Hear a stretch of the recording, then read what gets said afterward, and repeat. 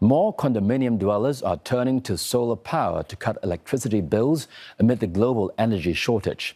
Some installation companies have seen interest grow up to 4 times in April compared to January.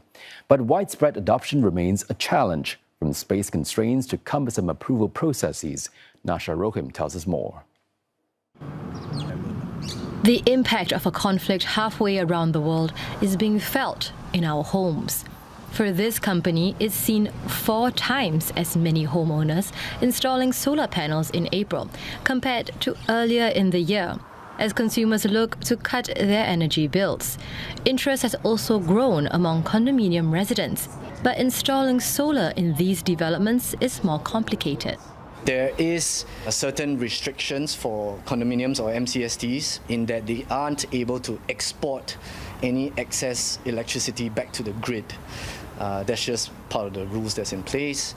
And because of that, then the ROI becomes a lot lower for these condominiums. Even when the interest is there, the numbers are getting harder to stack up. For one, rising material costs driven in part by the conflict in the Middle East are making the economics of solar more difficult to justify. Metal prices, silver prices have been affected. So the cost of materials, even when we supply directly from China, all the prices have increased. So there's an increase in prices for the last few months, and honestly, personally, I'm not sure whether the prices will go down. Despite the higher upfront costs, industry players say solar can still deliver long-term savings. That's as they can be used to power shared facilities like lifts and lighting. One estate management representative says additional help may be needed to encourage more condos to make the transition towards cleaner energy. The condo is very into using solar panels, then probably a grant or a rebate of your actual electricity bills, like your normal bills like your SP services bills and all that, because that has been paying electricity cost has always been going up.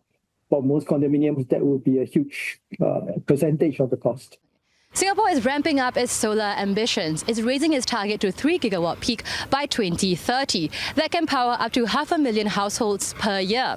But right now, the Energy Market Authority warns that the Middle East conflict could keep fuel prices high. This could potentially mean sharper increases in electricity and gas tariffs. And that means solar power is becoming more important than ever.